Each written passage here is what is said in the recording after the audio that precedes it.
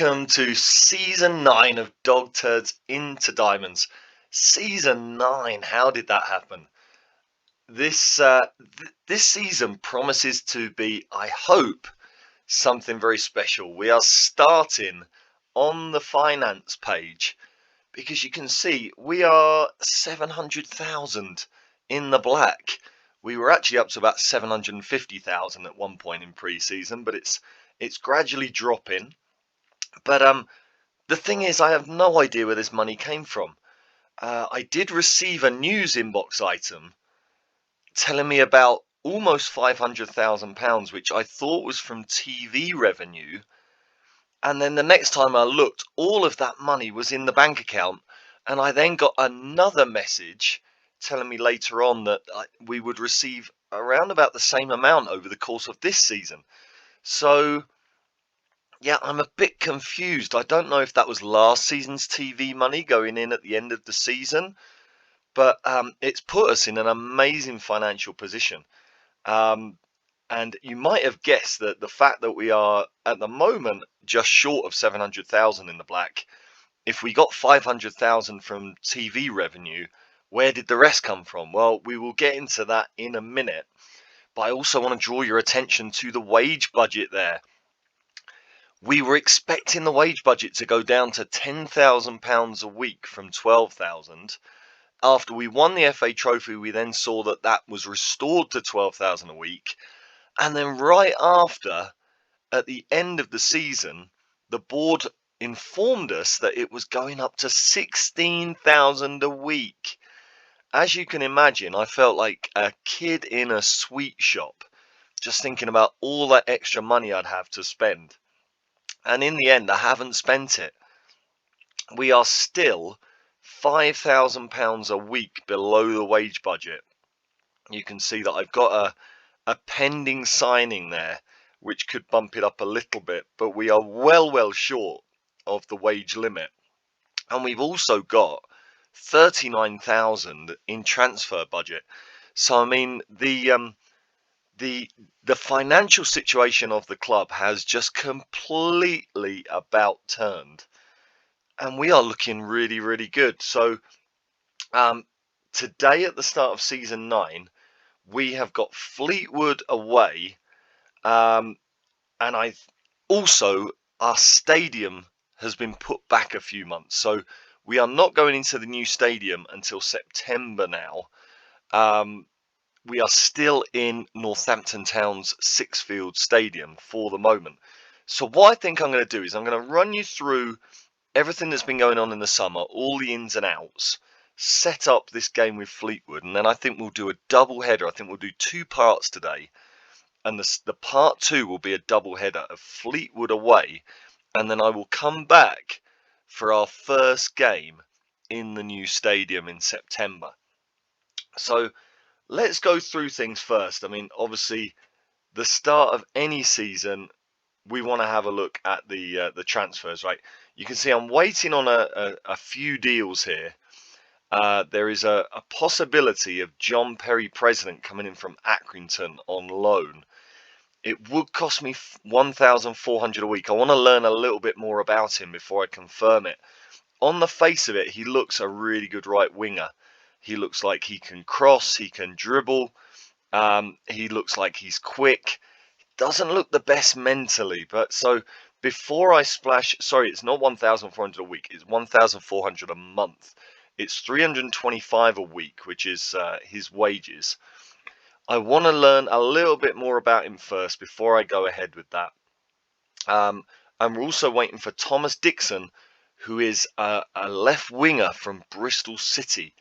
And take a look at this guy.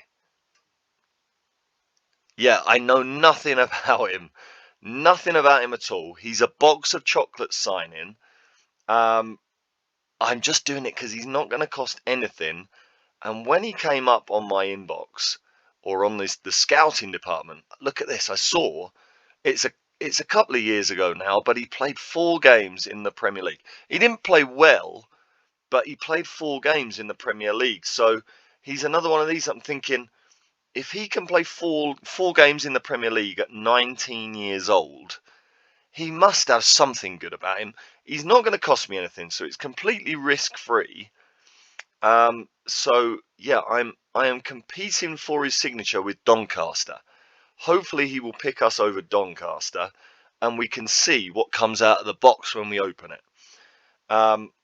Thomas Dixon Peters at Port Vale. We just had a little inquiry over him. He's a decent striker. Look, 15 pace and 15 acceleration. Got relegated with them last season. Yeah, they want a lot of money for him, so I don't think we're going to be getting him in. I mean, he hasn't scored a huge amount of goals in his career, but just that 15 pace, I think, is very, very attractive. He's decent off the ball, good composure and anticipation. Probably not worth my time telling you all about him because he's costing too much for me to buy. So, yeah, forget about Thomas Dixon Peters. Just a nice little detour there. Now, let's have a look here. What business have we been doing? If we just go back to last season, let's have a look at the outs first. I have managed to get a few players out. These loans here were from last season. Anthony Dowling with St Neots won the Southern League and the Southern League Cup last season. So harking back to our own Southern League days there. Really good loan spell for him. He's going to be, I think, more involved this season. Fran Hodgin is the first of some really big sales that we made. He has gone to Derby County, 120,000. We get a future sell-on fee, and we got a friendly out of it. We made, I think, about 55, 60,000 out of a friendly with Derby, and we beat them in the friendly as well, which was great, beating championship opposition. So there you go, Fran Hodgin. I really don't think he is anything more than a Vanarama National League player, but he's got some potential. As my dog starts barking. Oh my goodness. So now the dog has stopped barking. Yeah, Fran Hodgin has gone. I'm not worried. He wasn't a starter for us. I think we've got really, really good money for him. Yeah, that's really helped us out. I actually refused the offer to loan him back. That's how unconcerned I was. He did play for Derby in that friendly against us, so we'll see what happens with him. Greg Cartwright, our fourth choice defender from last season, has gone to Tranmere for £100,000. I have no idea why they wanted to pay £100,000 for him. He did play well for us last season in the games he played. Played 15 League Two games, a 7.05 rating, so pretty decent. But yeah, he was fourth choice. I think 100,000 is amazing money from the League One team that beat us in the FA Cup last year. Maybe they liked him when we played in the FA Cup. I can't even remember if Cartwright played against them, but yeah, 100,000 for him. That was really good. And then Callum Armitage has gone to Huddersfield for a fee that could rise to 350,000. Now, the first thing you're going to notice is he is still with us. He is on loan for free for this season, so we haven't lost him. He's gone, I think it was 88,000 up front. We're going to receive about another 115,000 in installments, and there are then performance-related bonuses that if he becomes a first-team player at Huddersfield, it could go up to that 350,000. We've also got a friendly with them pending, so we get some extra money in from that. I think that'll be worth about something like 35, 40,000. So that's really pleasing. You're going to see I have got a replacement for him, so he probably is not even going to start. I'm going to give priority to the guy I've bought to replace him. But we have got a really, really good League Two left back for another season here. So delighted with that. And then if we look across to the ins, so again, just looking back, let's have a look. So first of all, Mark McFadden has signed for another season. We're paying him 350,000 a week. 350 pounds a week. The Middlesbrough man. That is, I can't remember what percentage that is of his wages, but we are not paying anywhere near 100% of his wages. Only 350 a week. Seems like an absolute bonus. I'm a bit worried about these red arrows on the training through pre-season, but hopefully that will turn around because this boy has a lot of potential. I have been playing him as our main striker in pre-season. He's only scored in 2 of the 5 games, 3 goals in those 5 games. But yeah, he has failed to convince. Hopefully, he can start developing and can really pick up, because I'm convinced that with his 14 acceleration, 14 finishing, 14 dribbling, 14 composure, 13 anticipation, I'm convinced this kid can be a standout League Two striker. I couldn't find that next level striker I was after, so I'm putting my faith in Mark McFadden this season. Hopefully, he can come up trumps for us. Ethan Varian is an Irish striker who I am going to play as a left-sided inside forward. You can see mentally and physically he's not outstanding, but he is technically brilliant for League Two level. Really, really good. 14 first touch. His 12 penalties are very nice. He is going to be our penalty taker if James Price is not on the field. But he can finish, he can dribble, he can cross. So I wanted to sign him last season. He wanted, I think at that time, 1,800 a week. He signed for us for 400 a week. Very, very nice. His career history is in Ireland after he left Stoke City without playing a game. And you can see he's not really been a goal scorer over the years, nor has he had a great average rating. But I'm hoping that in League Two, he can be a very, very good player. Nick, how do I say this? Sarula? I'm presuming the T is silent. 30-year-old Cypriot left back. He is the Callum Armitage replacement I was telling you about. If we just compare him to Callum Armitage, we can see here that Callum Armitage probably a better defender, but Nick Sarula is certainly got some attributes that top Armitage. They are rated exactly the same there, but they are obviously different players. Nick Sarula, much more of an offensive left back than Callum Armitage, but they've both got 8 technicals, they've both got 10 mentals, and they've both got 10 physicals. But again, Sarula is a bit quicker. I think he can be a really effective offensive left back. So Nick Sarula comes in. With that, I think we've got 2 really good League Two left backs this season. We spoke about him last season. Callum Simpson came in on a free from Manchester City. He's going to be one of our starting left backs. Absolutely fantastic prospect. Quick, strong, 6'5", can jump with the best of them, can head. Hopefully we can get a lot of set piece goals from Callum Simpson this season. The only weakness is this defensive positioning that we are doing extra training to try and improve. But I'm really, really happy with Callum Simpson. I think he's going to be a League Two superstar. I really do. Carl Drakes has come in from Arsenal on a free. This was before I knew we were going to get Callum Armitage loaned back to us. He's another left back. Looks really good, the 18-year-old. Maybe not the best physically, but not bad. Very, very good mentally and very good defensively. Again, he's got decent first touch and passing. Suits our possession game.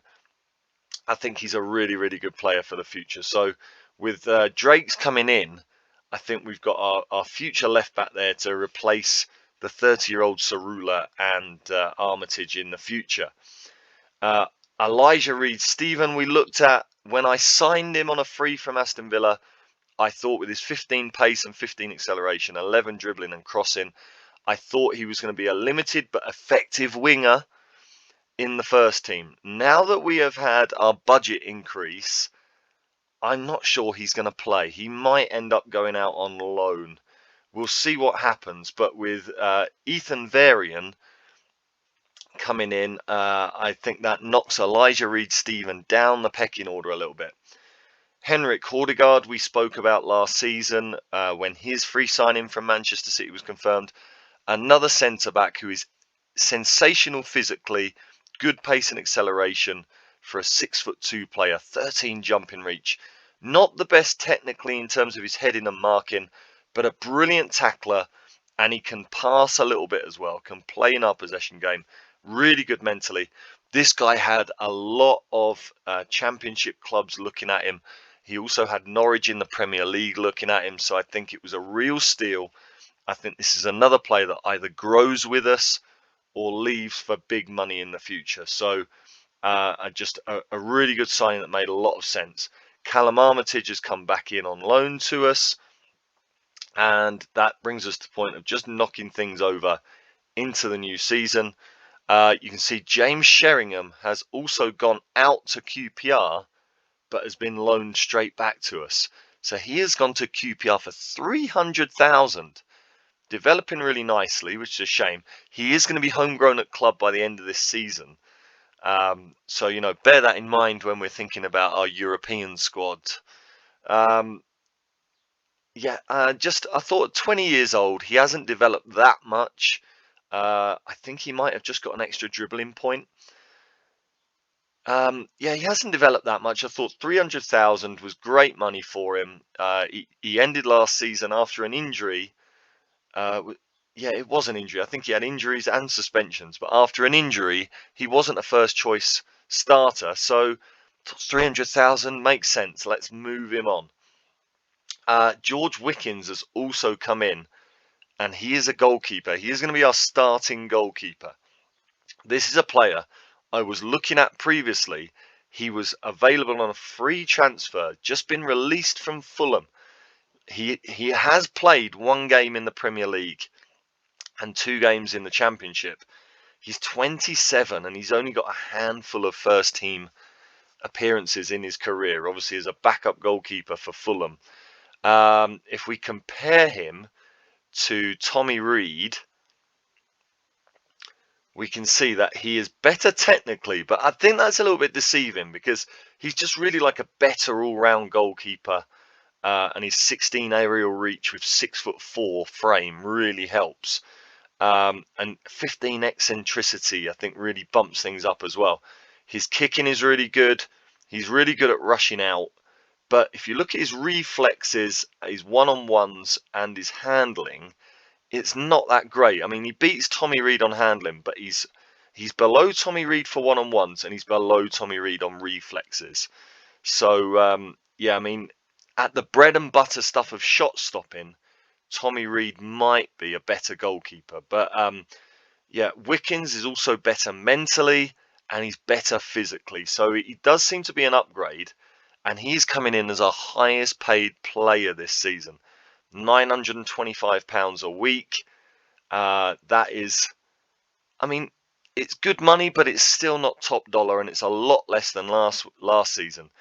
And that is because Liam Gibbs has left, so we got his 1,600 a week off the wages.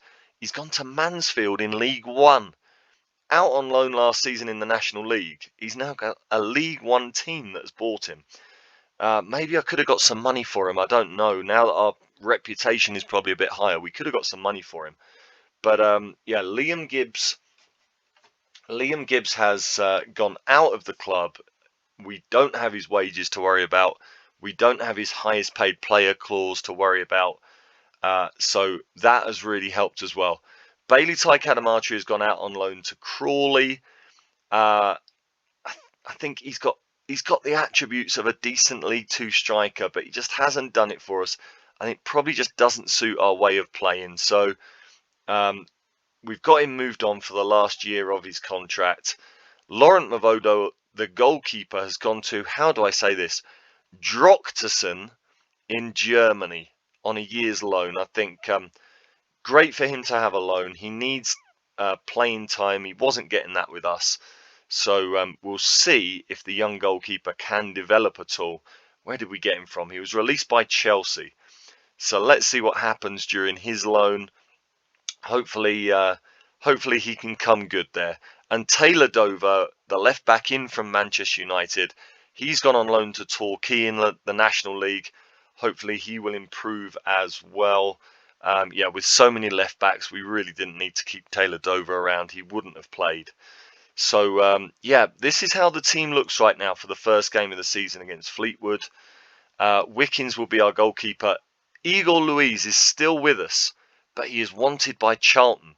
He, of course, signed that new contract last season. He's got another 3 years with us and a £500,000 release clause. Now I've got some players out and we've got money in the bank. I really hope that Charlton don't come in for him. Absolutely fantastic. I think this is without question a player that can go with us to the League One and possibly beyond, depending on how he develops. But the England under-19 international, absolutely fantastic. Who was he released by? Was it Manchester United? It was. Wonderful, wonderful player.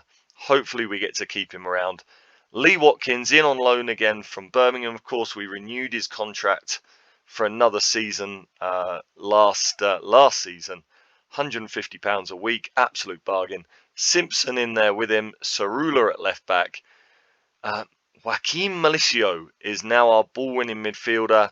I'm hoping he can really improve this season. He's got big potential, but didn't really progress much last season. A really good first team and squad option. I think he's another player that if he can develop, if he can improve, he can become hopefully a League One standard player. Our captain Agyapong is in midfield. Again, a really well-rounded box-to-box midfielder. Could probably do with a little bit more finishing and dribbling. But yeah, he was the player that when he came into the team last season, he really turned our season around. He gave so much more stability in midfield. And we've got Schofield back in on loan. Bristol City renewed his contract, which was very annoying. I thought I was going to be able to get him on a free. But yeah, you can see he's had a great pre-season, 7.5 rating. In 6 games, got a goal and 2 assists. I'm going to say this now. Put your money on Gavin Schofield to be the League 2 top assister this season. I really think he's going to develop into something special at this level of the game. I have switched around my midfielders. I had the box-to-box midfielder on the left last season, and we played with the Carolero, and then we ended the season with Schofield as a deep line playmaker. I've moved him to the left because do you know what? He's not left-footed. Oh my goodness, I have seen him make so many assists with his left foot that I was convinced he was left-footed. That's a bit of a shocker. Right, I'm going to move those two back. I was absolutely convinced that Schofield was a left-footer. Right, so let's move him back to the right, just so he's on that side of his right foot. And Agyapong, the box-to-box midfielder. Then, further up the field, Joe Evans is still our right winger. McFadden is going to start the season as our striker, and Ethan Varian is going to start as our left-sided inside forward. So that is a really good-looking first team. It just lacks those special attacking players that I was hoping to get. I think we've probably got the best defence in the league. I'm going to go ahead and say it. I think the defence is absolutely incredible for League 2. I think our midfield has proved to be good enough last season. Most games we had the better of the possession. And up front, I think Varian can make a big impact. I think Evans hopefully will improve this season. And hopefully McFadden is going to be that goal scorer that we want. But we've got £5,000 in the wage budget. £5,000 a week. That if a couple of special players come along, I can get them in without any problem at all. Hordegaard is on the bench. Armitage is on the bench. Sheringham is on the bench. Lamine Sharif is also on the bench. Mikhail is on the bench. He finished last season really strongly. My cup of tea coming back to say hello. Mikhail scored a few goals at the end of the season, got a few assists, can play as the right-sided inside forward or as the playmaker in midfield. And Joshua Duffus, now on his full-time contract, he makes $450 a week. He absolutely deserved it. He was my player of the season last season. Scored 12 in 37 in the league off the left wing, 15 in all competitions, had our highest average rating. Yeah, I think he earned his new contract, and he's scored a few goals in pre-season as well. So he and Varian are going to probably have a little bit of a battle to see who is our starting left winger. And I'm going to start with Glenn Sanney on the bench for this first game against Fleetwood. He's only played 1 game in pre-season, and he did score a goal. He played really well. And that is because James Price has been terrible in pre-season. He finished last season really poorly, and he's had a really poor pre-season. So Glenn Sanney, I want to give an opportunity to him. With 13 pace and acceleration, good agility and balance, good jumping reach at 6 foot tall and with 12 heading, decent first touch, good finishing, decent dribbling, good composure, good off the ball. I mean, his anticipation and decisions could be a little bit improved, but he's got everything required to be a superb League Two striker. So I want to give him another opportunity. He got 9 in his first 15 games last season and ended with 10 goals in all competitions. It was a disappointing finish to the season after an incredible start. But yeah, I'm going to give him the nod over James Price. And yeah, look, James Price got 1 in 6 in pre-season, one assist, a 6.88 rating. He has been very disappointing. I think he's with 12 pace and 11 acceleration. He's a little bit low on the pace to be getting onto through balls, and I think that really affects him. And when you take into account he's 5'8" and can't head, his off the ball is average. I mean, his anticipation and composure is decent. Yeah, I don't know. There's something not happening with him. There's probably some instructions that I need to give him to get a little bit more out of him. I probably need to play not to look for the through balls in behind, but with Evans, Varian, Joshua Duffus, I think we can get in behind on the wing. So there you go. That's part 1 of this episode. The only other thing I'll tell you about, actually, now I remember it, we have got a new scout in. We were given another scout in place. I still haven't got a director of football because I just don't need one. I've brought in Steve Warne, who at 16 judging player potential, I'm hoping can be an absolutely fantastic scout to have looking around England for really, really good youngsters. So I think at our level, a scout with 16 player potential, I think is very, very good. So we've brought Steve Warne in. He is now part of the team. And I've got a new assistant manager. I moved Chris Llewellyn on. I felt bad. Chris Llewellyn has been with us through all the leagues during our journey. But as an assistant manager, Josias Carbon has 14 people management, 14 judging player ability, and 14 judging player potential. And I believe Chris Llewellyn had 12 in all of those. Chris Llewellyn was a little bit better at working with youngsters, but Josias Carbon is a better technical coach, a better defensive coach, and I think he's a better tactical coach than Chris Llewellyn. So, yeah, we have moved on one of the mainstays of our success, and we've got a new assistant manager. You can see that he was manager at Warrington. And look at that, he was actually our under-18s assistant manager. I couldn't remember that. I saw that he was on my staff shortlist and a really good option for assistant manager, but I forgot that I had actually given him employment before. So there you go, keeping things at AFC Rushden Diamonds. He does have a link to the club, so maybe it's not quite so heartless on Chris Llewellyn. So there you go. That's everything that's been going on. Have we lacked that next level player that can really set us alight this season? Probably. I'm going to keep my eyes open for that player. If I see that player, I will be attempting to bring him in without a question. But I think we've got a squad that built on defensive stability and a great midfield, I think could be very good. I will finish up this part 1 by just showing you Charlie Kelman. This is a striker that I'm kind of looking at, like, could he be that next level striker? Mentally, he looks great. Physically, pretty good. 13 pace, 12 acceleration.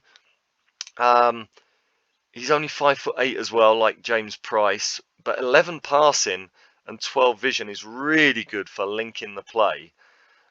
Decent first touch, great finishing, decent dribbling.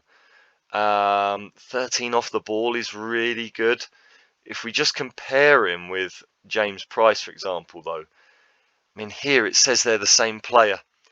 Same technicals, same mentals, and same physicals. I mean, they're the same weight and the same height as well. would he actually be an upgrade? I mean, I kind of look at it and, like, when you look at it like that, I mean, is he really much of an upgrade? If we look at him against Glenn Sani, he's better technically, better mentally, but Sani is better physically. So he probably is a little bit better, I guess. And if we look at him against McFadden, yeah, he is better technically than McFadden. They're the same mentally, and he's better physically than McFadden. So yeah, that's Charlie Kelman is the striker I'm wondering if I go for. But if we look at his contract demands, he wants 2,900 a week. He did want 4,000 when he was on trial with us. He dropped to 3.5. He then went down to 3. He's now dropped to 2.9. So I'm going to keep my eye on this. What is the maximum I can give him? I can only give him a maximum of 1,600. So maybe if I gave him a big sell-on bonus, he might be happy with that. Let's have a look actually. While you're here, let's see if he'll accept a 10,000 signing on fee, which is not small for our level. He wants 2 years, which is fine. £500 appearance fee as well, which is pretty huge.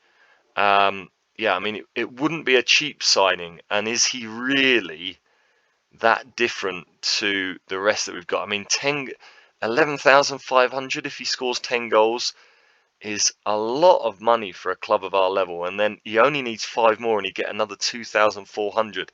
I mean, he has got some big demands. If we just look here, let's have a look. Sell-on fee percentage. If we were to offer him a 30% sell-on fee percentage, would he accept that? He wouldn't. So he still wants those 2,700 a week. He's dropped a little bit there. Let's see what we might be able to get him down to if we're... So if we were to offer him 3 years as well, would he like that? Yeah, I'm not sure he's even good enough to really be going to all this trouble over, but let's have a look here. Will he accept that with a 50% signing on or sell on fee percentage?